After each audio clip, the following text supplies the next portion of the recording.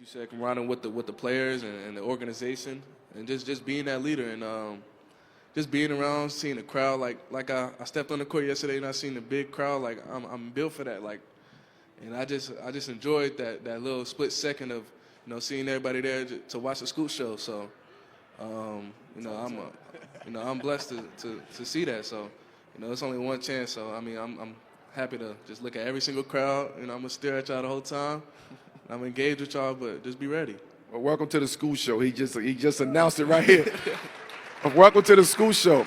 So I say that to say we are in a world now where everything is tech driven, social media, right? So you just said welcome to the school world. That was a smart business decision that you just made just now, right? Family, y'all gotta go get that trade. All right, Mom, go get that. So when it comes the to school show been running for years yeah, now. but now we on the NBA stage now. We it's levels to that. So we'll talk backstage. But with you mentioned the school show, right? In particular, that lead me to think the business of basketball, right? When I came in, I never was thinking business of basketball. It was I wanted to hoop, play ball, I wanted to make it to the league, and that was it. Now you guys are coming into the league with brands already. You guys were getting NIL money. You guys were getting paid for what you was doing in high school, in college. Now you're coming into the NBA already with a brand. For the people who may not know who is Scoot, what is Scoot's brand? Please explain to them what is the Scoot Show. I mean, to kind of paint a picture over it, man, I'm a dog, so you're gonna see that. You're gonna see that throughout the whole game.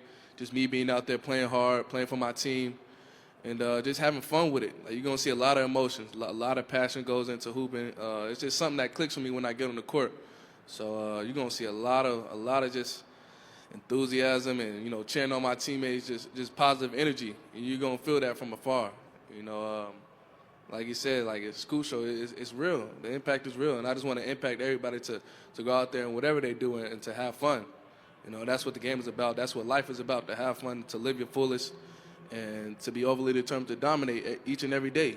To be ODD, to be odd, and to be yourself and be unique and, do the things that you love to do. So, who is Scoot off the court? Let's get out a hand clap, please. Let's get out a hand clap, Mama. Thank you, Mama. Who is Scoot off the court? Because I want to keep this light, right? By the time September and October come, you got to be locked in. That's straight basketball from there on out.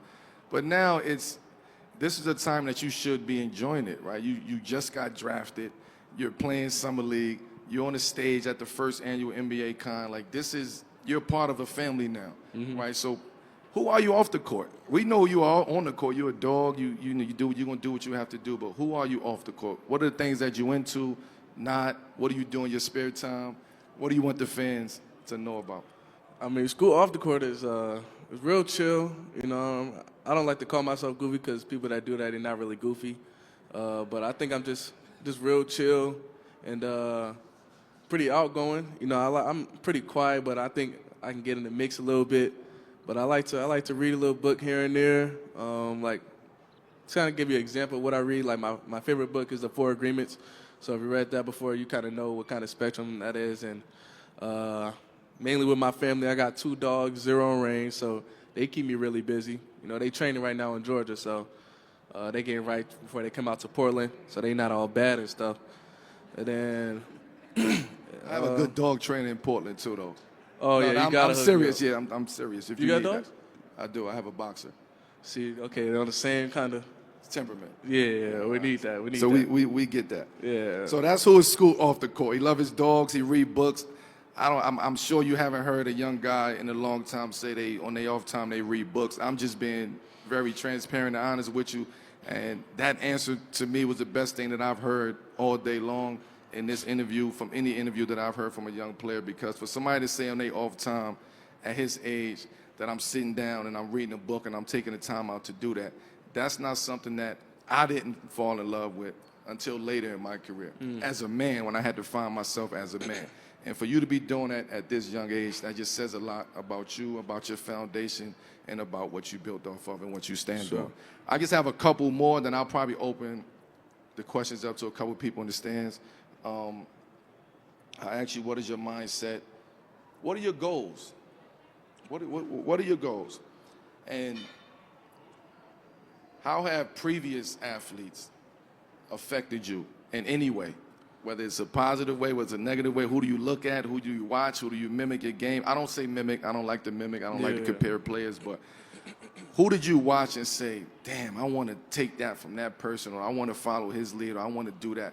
Because to me, I think you're a mashup of a lot of different players that's out there, along with your makeup and who you are today, right? So you bring something different to the game. But who are the guys that you actually looked at and wanted to have that part of your game? I think all the guards that kind of impacted the level of the NBA, you know, guys like Allen Iverson, Russell Westbrook, those are guys that came in as their self, that's still their self, that impacted the game of basketball, guys that originated a lot of things. You know, Russell Westbrook, after D Rose obviously was, you know, and BD and all those guys were one of the premier athletes, players that did everything on the floor. You know, he rebounded the ball, he pushed the ball, he was able to shoot it later in his career and all that, and just always getting his teammates involved. And in AI, for example, just how we created dang near the whole NBA right now. You know, the sleeves and tattoos, whatever the case may be, but just how they're all their self. They're always their self. They're never impacted by what other people think.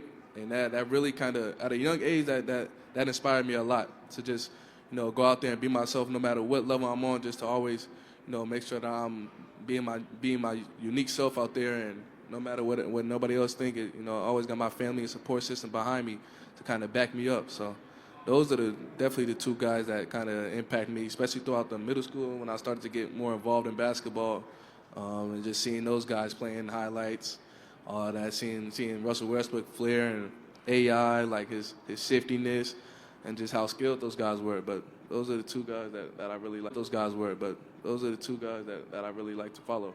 Those are two dogs. I could say that. Those are two dogs. I had the opportunity to play with AI in Denver for a couple years, and thank you. Shout out to the Denver Nuggets for winning this year's NBA championship. But yeah, I had a chance to play with AI. So I as a kid growing up, I had that same sentiment, like, you know, towards AI that you have. He impacted me in ways that he probably don't even know. Growing up in similar situations and having that same mindset and having to grind to get out of our situation and bring people along and represent something that was more than me. It was my family, it was my friends, it was my neighborhood, it was my city. So it was a lot on my shoulders riding, you know. So when I got I was somebody that I can, like, damn, you went through that too? Yeah, me too, man. And so we had a lot of stories and a lot of experience and a lot of fun together. So the things like that, those are the things I want you to soak up and really, like, embrace that, because it don't happen no more. Like, we don't, it's a connection that's being lost today with athletes, whether you're older and younger. So that's why I'm here. I came today to kind of bridge that gap, the generational gap that we're experiencing today in sports. I was kind of that middle guy, right, who experienced the 90s generation and the early 2000s generation. Even though I didn't play it, but I played against those guys from that generation. And having to find my way in that generation was very difficult.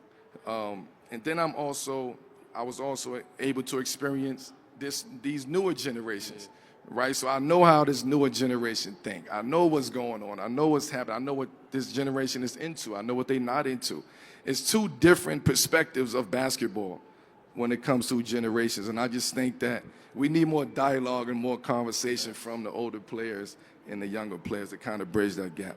But with that being said, I'm honored, man, to be here interviewing, you know, the number 3 pick of this year's NBA draft, being a former third pick of the draft. I know what it's like. I know the experience. But I'm honored, brother, and I just want to say thank you, man. You got a good future ahead of you. Right now, we're going to open up to maybe 1 or 2 questions. I see my time is ticking. We got my man right with the Portland jersey. Portland. What's your question? You got to speak up loud, though, brother. You want to stand up? Yes, sir.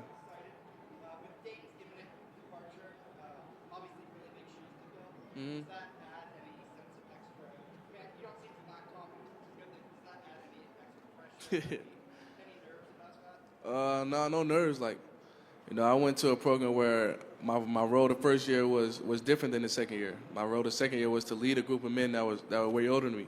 So I feel like I can come in and embrace that, and embrace how young I am, and embrace that I'm the leader of the group of men, and that I'm coming in strong and confident, like you said. And I'm not going to back down from it. I'm not going to back down from embracing that fact that I might be this and that, whatever people think. I'm gonna still be myself in it during the whole situation. Nothing changed. The grind doesn't change, practices, whatever the case may be. So I'm gonna go out there and do what I got to do. Well, he will embrace that. Don't worry about that. Right? He don't. He don't have a choice but to embrace it. If you want to get technical with it, so we ain't got to sugarcoat that. He don't have a choice, and he got to go out there and do what he got to do. Tell you. Right. But I see my time is up. I wish I had more time for everybody to ask some questions, for you guys to get a chance to, get to know Scoop in this short period of time. But thank you guys. Enjoy the rest of NBA Con. The Hendersons, thank you for being a role model.